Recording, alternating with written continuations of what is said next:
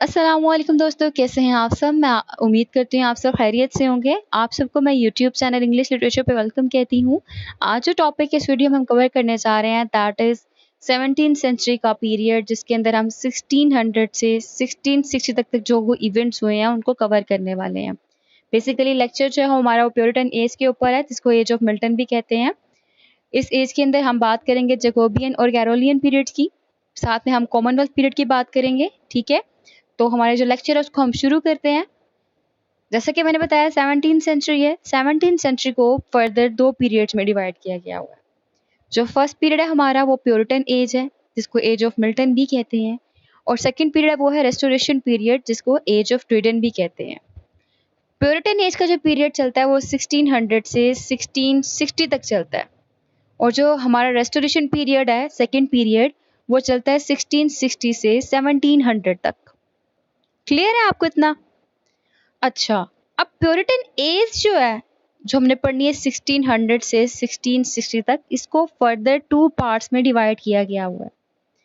एक पीरियड जो है उसमें आता है जैकोबियन पीरियड है, और दूसरा है कैरोलियन पीरियड। ठीक है, ये दो पीरियड्स आते हैं, और इन पीरियड्स का नेम इनके किंग के नेम के ऊपर रखा गया है। जेम्स फर्स्ट था जिसने 1603 से 1625 के ड्यूरेशन तक रूलिंग की, हुकूमत की इंग्लैंड में। और फिर हमारे पास चार्ल्स फर्स्ट था जिसने 1625 से 1649 तक के ड्यूरेशन तक इंग्लैंड में हुकूमत की। ठीक है, अब क्वेश्चन ये है कि ये तो जेम्स है, वहाँ पे जैकोबियन है, ये चार्ल्स है, वहाँ पे कैरोलिन है, ऐसा क्यों? बेसिकली ये पीरियड्स के नेम इनके लैटिन नेम के ऊपर रखे गए हैं। जेम्स का लैटिन नेम जैकोबस है, तो जैकोबस से जैकोबियन। चार्ल्स का लैटिन नेम कैरोलस है, तो कैरोलस से कैरोलाइन। इतना क्लियर हुआ आपको? अब यहाँ पे आपके दिमाग में एक सवाल ले आया होगा कि जब हम रेनेसेंस एज पढ़ रहे थे उसमें जिसने हुकूमत की थी वो तो क्वीन एलिजाबेथ थी, और क्वीन एलिजाबेथ के नेम के ऊपर ही एलिजाबेथन एज का नाम रखा गया था। क्वीन एलिजाबेथ ने ना तो कोई शादी की, ना उसके कोई बच्चे हुए, और जो रूल था उसके अकॉर्डिंग क्या था, जो प्रिंसिपल्स चल रहे थे, रूल्स चल रहे थे, उनके अकॉर्डिंग यही था कि नेक्स्ट किंग जो होगा वो आपकी फैमिली से ही बिलोंग करना चाहिए। और क्वीन एलिजाबेथ के बच्चे तो थे नहीं, तो फिर ये James first and Charles first कौन है? ये क्वेश्चन पूछा जाता है अक्सर एग्जाम्स में कि जेम्स फर्स्ट कौन था और चार्ल्स फर्स्ट कौन था। इसको हम डिस्कस करते हैं। थोड़ा सा हिस्ट्री में बैक पे जाएं तो हमें पता लगता है कि जो एलिजाबेथ थी वो किसकी बेटी थी? हेनरी 8 की। और हेनरी 8 किसका बेटा था? हेनरी 7 का। हेनरी 7 ने कब हुकूमत की? उसकी रूलरशिप थी 15th सेंचुरी में। 15th सेंचुरी में हमारे पास हेनरी 7 की रूलरशिप चल रही थी। हेनरी 7 के आगे से दो बच्चे थे, एक बेटी एक बेटा। जो उसकी बेटी थी उसका नाम था मार्गरेट ट्यूडर, और बेटा था उसका नाम था हेनरी 8। हेनरी 8 की आगे से एक बेटी पैदा हुई, क्वीन एलिजाबेथ। ठीक है, समझ लग रही है इस चीज की? हेनरी 7 है, उसके दो बच्चे हैं, एक का नाम है हेनरी 8, एक का नाम है मार्गरेट। हेनरी 8 जो है उसकी एक बेटी है क्वीन एलिजाबेथ। क्वीन एलिजाबेथ जो है वो रेनेसेंस टाइम पीरियड की क्वीन रही है। अब एलिजाबेथ के कोई बच्चे नहीं है, लेकिन ऑन द अदर हैंड जो हेनरी 7 था उसकी एक और बेटी भी तो थी, मार्गरेट। अब वो जो मार्गरेट ट्यूडर थी उसकी शादी हुई प्रिंस ऑफ स्कॉटलैंड जेम्स 4 से। अब मार्गरेट के और जेम्स 4 के दो बच्चे थे, एक जेम्स 5 और दूसरा मैरी 1। अब मैरी 1 की और एलिजाबेथ, ये जो क्वीन थी रेनेसेंस टाइम पीरियड की, आपस में थोड़ी सी दुश्मनी थी, कुछ इश्यूज थे, उसकी एक डिटेल है जो कि हम यहाँ पर डिस्कस नहीं करेंगे। तो फिर एलिजाबेथ ने क्या किया था, उस मैरी 1 को एग्जीक्यूट करवा लिया। पीछे बचा कौन? जेम्स 5, है ना? दो बच्चे थे ना, मार्गरेट के और जेम्स 4 के, जिसमें से एक बच्ची मैरी जो थी उसको एग्जीक्यूट कर दिया गया, एंड देन जेम्स 5। अब जेम्स 5 का एक बेटा था जेम्स 6 ऑफ स्कॉटलैंड। तो ये जो जेम्स 6 ऑफ स्कॉटलैंड था ना, ये इंग्लैंड में आया, इसको किंग बनाया गया, तो ये जेम्स 1 ऑफ इंग्लैंड बन गया था। तो ये है जेम्स फर्स्ट हमारा। कैसे ये जेम्स फर्स्ट रिलेटिव है एलिजाबेथ का? एलिजाबेथ के जो कजन थे, कजन का आगे से बेटा। तो ये जो जेम्स फर्स्ट था, जेम्स फर्स्ट ऑफ इंग्लैंड, इसको जेम्स 6 ऑफ स्कॉटलैंड भी कहा जाता है। इसने 1603 से 1625 तक जो इंग्लैंड था वहां पे अपनी रूलरशिप की, किंगशिप की। और फिर हमारे पास नेक्स्ट है चार्ल्स फर्स्ट। कौन है? अब जब जेम्स फर्स्ट है, उसके आगे से दो बच्चे होते हैं, एक है जेम्स सेकंड, दूसरा है Charles first. James second of England की डेथ हो जाती है, पीछे रह गया एक बच्चा चार्ल्स फर्स्ट।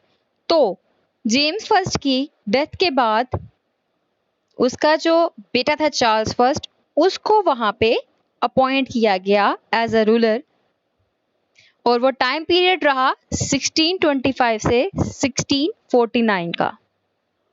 और एक इंटरेस्टिंग बात चार्ल्स फर्स्ट के बारे में, through out the history of kingship, history of English literature, ये वो फर्स्ट किंग था और लास्ट किंग था जिसको बिहेडेड किया गया था, जिसको लोगों ने पब्लिकली सबके सामने मारा था। वजह क्या थी हम बाद में डिस्कस करते हैं, क्योंकि हम तो अभी अपनी जो बेस है उसको क्लियर कर रहे हैं। एनी हाउ, फिर इसके मर जाने के बाद ये चार्ल्स फर्स्ट के मर जाने के बाद क्या होता है हमारे पास 1649 से 1660 तक का एक पीरियड चलता है इंग्लैंड के अंदर, जिसके अंदर कोई भी किंग नहीं था, और उस पीरियड को इंग्लिश इंटररिग्नम और प्योरिटन इंटररिग्नम कहते हैं। अच्छा, और एक और चीज कि जो प्योरिटन एज है वो प्योरिटन्स के नेम पे रखी गई, लेकिन इस एज के अंदर प्रॉपर फॉर्म में जो प्योरिटनिज्म था वो 1620 से 1660 तक रहा था। किस तरह से? हमारे पास सबसे पहले आ जाता है जी जेम्स फर्स्ट का पीरियड, जो कि चलता है 1603 से 1625 तक। जेम्स फर्स्ट का पीरियड चल रहा था, उसी पीरियड के दौरान लास्ट 5 ईयर्स के अंदर प्योरिटन्स आए, यानी कि उन्होंने बात करना शुरू की, और फिर उसके बाद 1660 तक ये प्योरिटन का टाइम पीरियड रहा।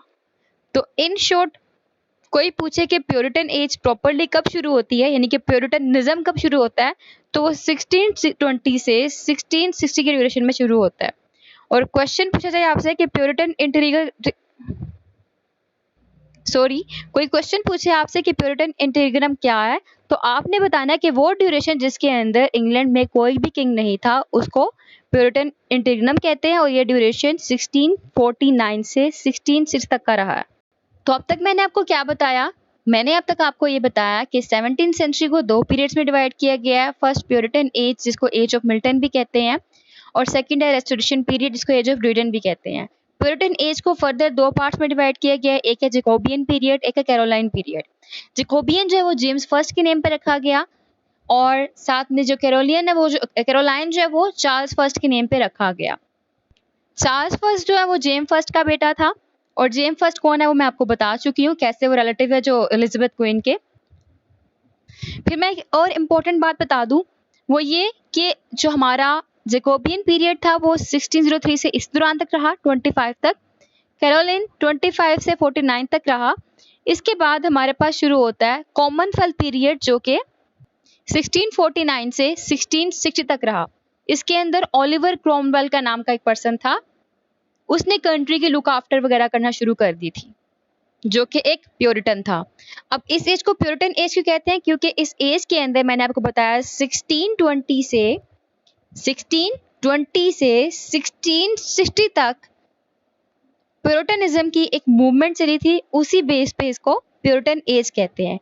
एज ऑफ मिल्टन क्यों कहते हैं? मैं आपको बता चुकी कि जॉन मिल्टन था, उसने इस एज के अंदर रिमार्केबल वर्क्स प्रोड्यूस किए, उसी बेस के ऊपर उस एज को एज ऑफ मिल्टन कहा जाता है।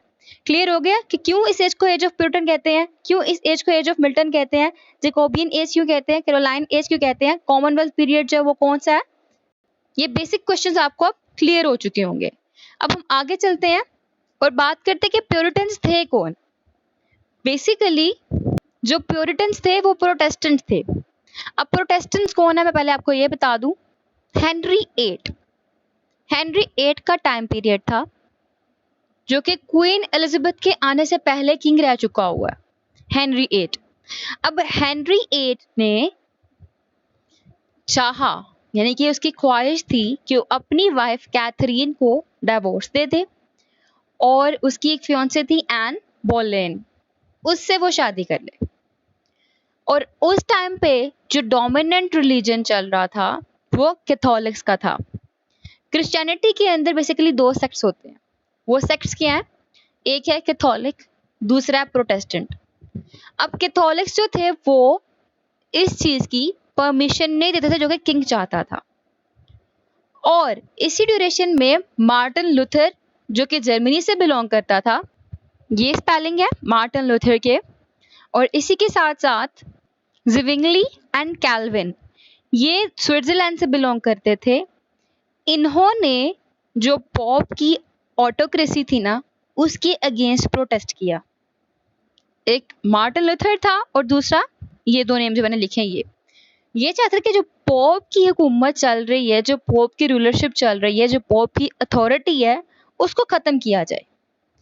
और जिन लोगों ने इनका साथ दिया, यानी कि मार्टिन का और इनका साथ दिया, उन लोगों को प्रोटेस्टेंट कहा गया।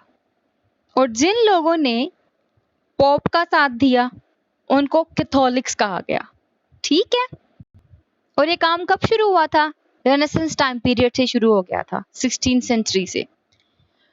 पता लग गया प्रोटेस्टेंट कहाँ से आए? प्रोटेस्टेंट वो जिन्होंने पोप के खिलाफ, उनकी अथॉरिटी के खिलाफ आवाज उठाई थी।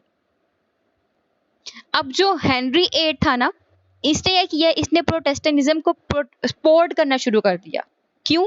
वजह वही कि ये अपनी वाइफ को डाइवोर्स देकर दूसरी लड़की से शादी करना चाहता था, लेकिन पोप ने इसकी इजाजत नहीं दी। तो हेनरी एट ने पोप की अथॉरिटी को डिनाई करके ये मैंने नेम लिखा, बोलेन से शादी कर ली थी और प्रोटेस्टेंटिज्म को इंट्रोड्यूस कराना शुरू कर दिया था। अब कुछ लोगों ने प्रोटेस्टेंटिज्म को एक्सेप्ट कर लिया था, लेकिन कुछ लोग पोप के फेवर में थे और वो पोप का ही रूल चाहते थे। और इस बेस पे क्या हुआ, सिविल वॉर हो गई इंग्लैंड में। सिविल वॉर हुई, फिर उसके बाद क्वीन एलिजाबेथ आई, उसने सारी सूरत हाल को देखकर इंग्लैंड का अपना एक चर्च इंट्रोड्यूस करवाया जो कि प्रोटेस्टेंट के बिलीफ को लेकर चलता था। इतना बैकग्राउंड क्लियर हुआ है आपको कि प्रीवियस हिस्ट्री क्या थी, कहां से प्रोटेस्टेंट आए थे? तो कैथोलिक्स का चर्च रोम में था और ये चर्च कहां बना? इंग्लैंड में। बनाया किस बेस पे गया? प्रोटेस्टेंट्स के बिलीव्स की बेस पे। तो वो प्रोटेस्टेंट जो कि रेनेसेंस में हमारे पास आए थे, अब इस एज में प्यूरिटन में हमारे पास आकर फर्दर 3 पार्ट्स में डिवाइड हो गए। एक हो गए एंग्लिकन्स, एक हो गए प्रेस्बिटेरियंस और दूसरे जो लास्ट वन है वो है प्यूरिटन्स। तो ये जो लास्ट वन प्यूरिटन्स है ये हमारे लिए इंपॉर्टेंट है। क्यों? क्योंकि हमारी एज इनके ऊपर बेस करी है, प्यूरिटन के ऊपर। प्यूरिटन्स कैसे थे? ये ब्लैक ड्रेस पहना करते थे, कभी भी हंसते नहीं थे और हमेशा ये बाइबल का सैडेस्ट पार्ट पढ़ा करते थे। और इन प्यूरिटन्स को एक्सट्रीम प्रोटेस्टेंट कहा जाता था या फिर रेडिकल प्रोटेस्टेंट कहा जाता था। और इस एज में प्यूरिटन्स जो थे वो कब डोमिनेट होना शुरू हुए? 1620 के टाइम पे। और जो ये प्यूरिटन्स मैंने बताया प्रोटेस्टेंट थे, प्रोटेस्टेंट और कैथोलिक्स इनकी आपस में बनती नहीं थी, एक बैटल चलती आ रही थी। और ये चाहते थे जो भी कैथोलिक्स का दिया हुआ है वो सब कुछ खत्म हो जाए, जितने भी उनके बिलीव्स हैं वो सब कुछ खत्म हो जाए। ठीक हो गया।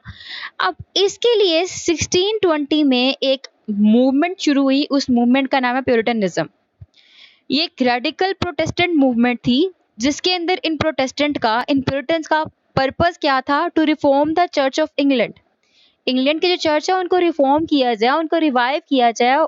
अब वो रिफॉर्म किस तरह किया जाए कि वहां से जो जितने भी, उनका मानना ये था कि ये जो नया चर्च बनाया गया ना, यानी कि चर्च ऑफ इंग्लैंड बनाया गया है, इसके अंदर अभी भी रोमन कैथोलिक्स की कोई ना कोई बेसिस मौजूद है।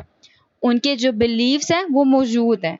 तो ये चाहते थे कि जो रोमन कैथोलिक्स हैं उनसे हर तरह का ताल्लुक तोड़ दिया जाए, उनके हर तरह के बिलीव्स को ख़त्म कर दिया जाए। ये जो चर्च है उनके जो रूल्स एंड रेगुलेशंस हैं, उनके जो बिलीव्स हैं उनसे साफ सुथरा कर दिया जाए, प्योरीफाई कर दिया जाए। तो इसीलिए उन्होंने जो मूवमेंट शुरू की प्यूरिटनिज्म की, ये एक रिलीजियस मूवमेंट थी, believed in cleansing the all of its remaining Roman Catholic ties, जितनी भी रोमन कैथोलिक टाइज रह चुकी हैं उनको खत्म कर दें। और जो इस मूवमेंट के फॉलोअर्स थे उनके लिए मॉरल और रिलीजियस कोड बहुत मैटर करते थे। इवन के प्यूरिटनिज्म को सेकंड एंड ग्रेटेस्ट रेनाइसा भी कहा जाता है। रेनाइसा और रेनेसेंस सेम वर्ड है। क्यों कहा जाता है? क्योंकि कहा गया रेनेसेंस टाइम पीरियड के अंदर मैन ने खुद को रिकॉग्नाइज करना शुरू किया, लेकिन कुछ चीजें ऐसी थी जो कि मैन के अंदर रिवाइव नहीं, वो थी एक मोरालिटी, और वही एक मोरालिटी बहुत इंपॉर्टेंट थी। कहता है इंटेलेक्चुअल अवेकनिंग तो हो चुकी थी 15-16 सेंचुरीज में, रेनेसेंस के टाइम पीरियड में, लेकिन जो मोरल नेचर थी इंसान की वो सही से पॉलिश नहीं हो पाई थी, उसको पॉलिश करना बहुत ज़्यादा ज़रूरी था। तो ये जो मूवमेंट है प्यूरिटनिज्म की, इसने इसके अंदर एक ग्रेट कंट्रीब्यूशन दिया कि moral revival of a human being, rebirth of moral nature of a man इसमें आता है। इस मूवमेंट का बेसिक पर्पस ही यही था कि जो ह्यूमन बीइंग है उसको आज़ाद करवाया जाए। किस चीज़ से? जो कि कैथोलिक्स के बिलीव में चलते आ रहे हैं उनसे, और नंबर 2 जो रूलरशिप चलती आ रही है उस चीज़ से ह्यूमन बीइंग को फ्री किया जाए। तो इसका मेन एम क्या हो गया?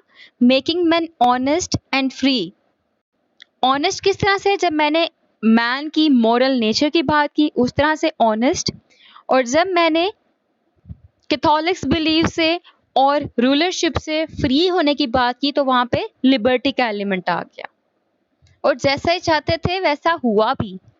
कब हुआ?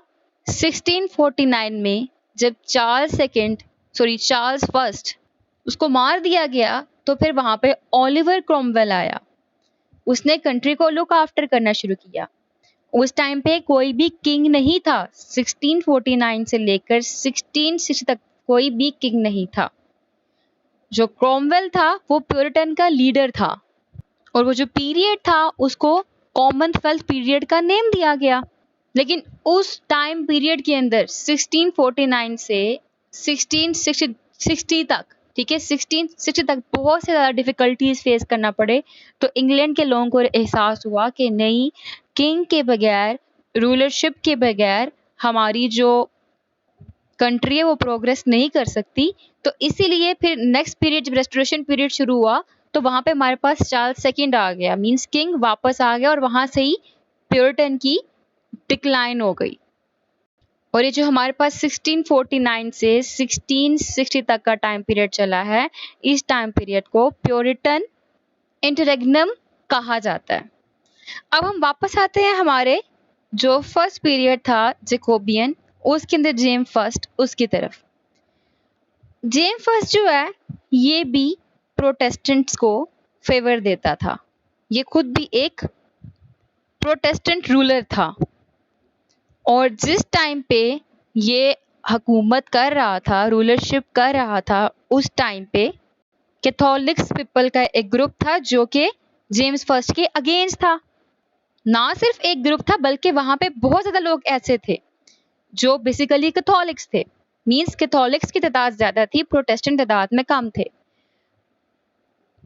तो इस दौरान क्या हुआ? इस दौरान भाई ये हुआ कि जो ये कैथोलिक्स थे ना, इन्होंने मिलकर फैसला किया कि पार्लियामेंट को भी जला के रख देंगे, और इनका जो किंग है ये उनको भी जला के रख देंगे, उसको भी मार देंगे। किस दिन? 5 नवंबर के दिन।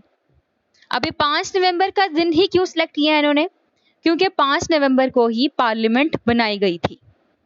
तो इसलिए उस वक्त के जो कैथोलिक्स का ग्रुप था उन्होंने मिलकर ये सोचा कि 5 नवंबर के डे को ये प्रोटेस्टेंट जो उनका जेम्स फर्स्ट है उसको ये जला के और इसकी पार्लियामेंट को जला के तबाह कर देंगे। अब उन्होंने ये किया, जो ये कैथोलिक्स का ग्रुप था ना, उन्होंने मिलके गन पाउडर इकट्ठा किया और गन पाउडर लेकर वेस्टमिनिस्टर अबे जो है उसकी बेसमेंट में रख दिया। वेस्टमिनिस्टर अबे क्यों? क्योंकि ये इंग्लैंड की पार्लियामेंट थी इसलिए। और इन्होंने फैसला ये किया कि 5 नवंबर को उस गन पाउडर को ये आग लगाएंगे, इससे पूरा वेस्टमिनिस्टर अबे तबाह होगा, जिस बेस पे इनकी पार्लियामेंट भी तबाह हो जाएगी और ये जेम फर्स्ट है वो भी तबाह हो जाएगा। अब इसी ग्रुप में से एक बंदा था कोई, अब उस बंदे ने किया, एक लेटर लिखा, लेटर लिख के जेम फर्स्ट को यानी जो किंग था उसको सारा का सारा जो मामला चल रहे हैं उसको इन्फॉर्म कर दिया, और मामला ने क्या किया कि something is going to happen which is not good for you, ये कहा गया उस लेटर के अंदर। अब क्लियर नहीं किया गया कि होने क्या वाला है, लेकिन लेटर में बता दिया गया। किंग जो है उसने अपने जो आदमी थे, जो लॉयल पर्सन थे, उनको ऑर्डर दिया कि जाके देख के आओ बेसमेंट में क्या हो रहा है, बेसमेंट में क्या चीज गलत हो रही है, क्योंकि लेटर में बेसमेंट की तरफ इशारा किया गया था। अब हुआ ये कि जो जेम्स फर्स्ट के जानने वाले थे, मतलब इसके जो लॉयल्टीज थे, लॉयल पर्सन गए वहां पर, जाके देखा बेसमेंट में कि वहां पे तो गन पाउडर पड़ा है और आदमी भी है। आदमी कौन था? बेसिकली उस लीडर, जो गैंग था उस गैंग का लीडर था। और वहां से क्या हुआ? वहां से ये हुआ कि वो जेम्स फर्स्ट के जो लॉयल पर्सन थे उन्होंने जाकर उस गन पाउडर को भी तबाह कर दिया और उस आदमी को भी पकड़ के जेम्स फर्स्ट के पास ले आए, जिसको सजा सुनाई गई। और ये जो सारा कुछ हुआ, ये गन पाउडर की जो फेलियरशिप, मतलब फेलियर हुई, अब ये गन पाउडर क्या हुआ? फेल हो गया ना उसका तबाह होना। किंग भी बच गया। इसी खुशी में 5 नवंबर की रात को बोन फायर मनाने का ऐलान किया गया, जो कि अब तक मनाया जाता है ब्रिटिश में। तो एनी हाउ 1625 में जो जेम्स वन था उसकी डेथ हुई, तो इसके फौरन बाद इसका बेटा चार्ल्स फर्स्ट 1625 में किंग बन गया। अब मैंने आपको बताया था कि चार्ल्स फर्स्ट वो वाहिद किंग है जिसको पब्लिकली मारा गया। वजह क्या थी मैं आपको वो बताने लगी हूँ। अब चार्ल्स फर्स्ट की ना इंग्लैंड के लोगों के साथ बनती नहीं थी। क्यों नहीं बनती थी? He was a very tyrant ruler, बड़ा सख्त किस्म का बंदा था। और जिस टाइम पे अब ये रूल कर रहा था उस टाइम पे ज्यादा तादाद प्रोटेस्टेंट की हो चुकी हुई थी। जेम्स फर्स्ट में कैथोलिक्स ज्यादा थे, लेकिन चार्ल्स फर्स्ट के टाइम पे ज्यादा तादाद प्रोटेस्टेंट की हो चुकी हुई थी। और ये इस टाइम पे एक कैथोलिक प्रिंसेस से, एक कैथोलिक लड़की से शादी करना चाहता था। अब इसका फैसला क्या था कि कैथोलिक लड़की से शादी करना। जब पार्लियामेंट ने, वहाँ की जो पार्लियामेंट थी और वहाँ के जो लोग थे, उन्होंने ये वाली बात सुनी कि ये कैथोलिक से शादी करने वाला है, तो इसका मतलब क्या होगा? जो शहजादी होगी वो कैथोलिक होगी और वहाँ से जो बच्चे होंगे वो भी कैथोलिक होंगे। तो इसका मतलब ये होगा कि हमारा नेक्स्ट रूलर प्रोटेस्टेंट की जगह कैथोलिक होगा। फिर वो कैथोलिक रूलर बन के जितने भी प्रोटेस्टेंट है उनको सबको खत्म कर देगा। तो ये फर्स्ट रीजन बनी जिसकी बेस पे लोग चार्ल्स फर्स्ट के खिलाफ हुए। यहाँ पे मैटर किसका आया? कैथोलिक और प्रोटेस्टेंट, यानी कि रिलीजन का मैटर है। तो फर्स्ट रीजन इज रिलीजन, मजहब का मामला था। सेकंड रीजन, इसने बहुत ज्यादा टैक्स लगाए, हर एक के ऊपर टैक्स लगाए। इवन के कोई सेल नहीं भी करता था समंदर के ऊपर, उसके ऊपर भी कहा कि आपने शिप का टैक्स देना है। बड़ा ये क्रूअल एटीट्यूड दिखाया, हर एक को इसने एक्सप्लॉइट किया बहुत ज्यादा टैक्स लगाकर। इस बेस पे भी जो लोग थे वो इसके खिलाफ हुए। सेकंड रीजन क्या आ गई? Tax, money. ठीक है, number 1 religion and number 2 tax means money, पैसे का मामला। अब काफी लोग जो थे और पार्लियामेंट भी, वो चार्ल्स फर्स्ट के अगेंस्ट थी, उससे नफरत करती थी। तो इस दौरान पे वहां पे 2 ग्रुप बन गए। एक वो जो कि चार्ल्स फर्स्ट को सपोर्ट करता था, उनको रॉयलिस्ट कहा गया, और दूसरा वो जो कि उसके ऑपोजिट था, जिनको पार्लियामेंटेरियंस कहा गया। जो ऑपोजिट थे वो थे पार्लियामेंटेरियन, जो फेवर में थे वो रॉयलिस्ट थे। अब रॉयलिस्ट और पार्लियामेंटेरियन की बैटल चली और उस दौरान इसकी डिक्टेटर लाइक रूलर जो थी, रूलिंगशिप थी, वो चल रही थी। सिविल वॉर्स हुई। फिर एट द एंड जो चार्ल्स फर्स्ट था वो पकड़ा गया। अब जब चार्ल्स फर्स्ट पकड़ा गया तो इस दौरान चार्ल्स फर्स्ट का बेटा था चार्ल्स टू, वो यहाँ से फ्रांस की तरफ भाग गया। तो चार्ल्स टू अपनी जान बचाकर तो फ्रांस की तरफ भाग गया, लेकिन चार्ल्स वन यहाँ पे पकड़ा गया और चार्ल्स वन को फिर लोगों ने मिलकर मारा और उसका सर काट दिया, ठीक है, उसको बिहेडेड कर दिया गया। और जो इसका बेटा भाग गया चार्ल्स टू, उसका क्या रोल है ये हम जब रेस्टोरेशन पीरियड पढ़ेंगे तब पता लगेगा, ठीक है। तो आपको ये क्लियर हो गया इतना कि अब हुआ क्या, चार्ल्स फर्स्ट को क्या कर दिया गया, बिहेडेड कर दिया गया, उसका सर काट दिया गया। अब इसके बाद 1649 के बाद टाइम पीरियड शुरू हो रहा है जी हमारा 1649 से 1660 तक का। इस टाइम पे एक प्योरिटन जिसका नाम ओलिवर क्रोमवेल था, उसने कंट्री को लुक आफ्टर करना शुरू कर दिया। और वो time period Commonwealth time period चल रहा था, प्योरिटन्स जो थे वो पावर में थे। अब ओलिवर क्रोमवेल की जब डेथ हुई तब रिचर्ड क्रोमवेल था, उसने कंट्री को संभालना शुरू कर दिया, जो उसने बहुत ही बुरी तरह से संभाला, जिससे प्योरिटन टाइम पीरियड में, प्योरिटन एज में, उस टाइम पीरियड में काफ़ी ज़्यादा लॉस फेस करना पड़ा प्योरिटन्स को और कंट्री को। तो इस पीरियड के अंदर ऐसा हुआ कि जो प्योरिटनिज्म था वो आहिस्ता आहिस्ता अनपॉपुलर होना शुरू हो गया। लोगों को एहसास हुआ कि नहीं, मोनार्की जो है वो एसेंशियल है, वो ज़रूरी है। और जैसे ये पीरियड एंड हुआ, जो इन रेनेसां का इन्फ्लुएंस था, जो प्योरिटनिज्म था, वो सब कुछ खत्म हो गया इसी पीरियड के एंड होने के साथ ही। और फिर 1660 से हमारे पास नया पीरियड आया, दैट इज रेस्टोरेशन पीरियड। ये हमारा इंट्रोडक्शन था। अब मैं बात कर लेती हूँ, बल्कि अब नहीं, लेक्चर काफ़ी लंबा हो गया और ऐसा करती हूँ नेक्स्ट लेक्चर में हम बात करेंगे जो मेन लिटरेरी कैरेक्टरिस्टिक्स हैं प्योरिटन एज के, उसको स्टेप बाय स्टेप, यानी कि 1600 से 1625 तक, यानी कि जैकोबियन पीरियड तक क्या कैरेक्टरिस्टिक्स रहे, फिर नेक्स्ट पीरियड में क्या कैरेक्टरिस्टिक्स हुए और एंड पे क्या थे, इनको हम डिस्कस करेंगे। उसके बाद हम आएंगे प्योरिटन पोइट्री की तरफ। तो आई होप ये लेक्चर आपके लिए काफ़ी हेल्पफुल रहा होगा, आपने बहुत कुछ सीखा होगा इसके अंदर। हमने बात की चार्ल्स वन की, कौन था, हमने जेम्स फर्स्ट की बात की, कौन था, उसके अलावा हम लोगों ने बात की इसके अंदर कि प्योरिटनिज्म क्या है, प्योरिटन एज, इस एज को क्यों कहा गया, प्योरिटन एज जो इसके अंदर प्योरिटनिज्म है प्रॉपरली फॉर्म में स्टार्ट कब हो रहा है, कॉमनवेल्थ पीरियड क्या था, चार्ल्स फर्स्ट का जो टाइम पीरियड था वो कैसा रहा, और ये 5 नवंबर को बॉनफायर क्यों मनाया जाता है। हमने इसके अलावा इसमें डिस्कस किया कि प्रोटेस्टेंटिज्म यानी कि प्रोटेस्टेंट और साथ में कैथोलिक्स, उनका क्या डिफरेंस था, प्योरिटन मूवमेंट शुरू कब हुई और शुरू क्यों हुई, और at the end of the age Puritans का हुआ क्या, ये हमने डिस्कस कर लिया है इस लेक्चर में। फिर मिलते हैं अगले वीडियो में अगले लेक्चर के साथ, तब तक के लिए अल्लाह हाफिज़। Thank you so much for watching this lecture.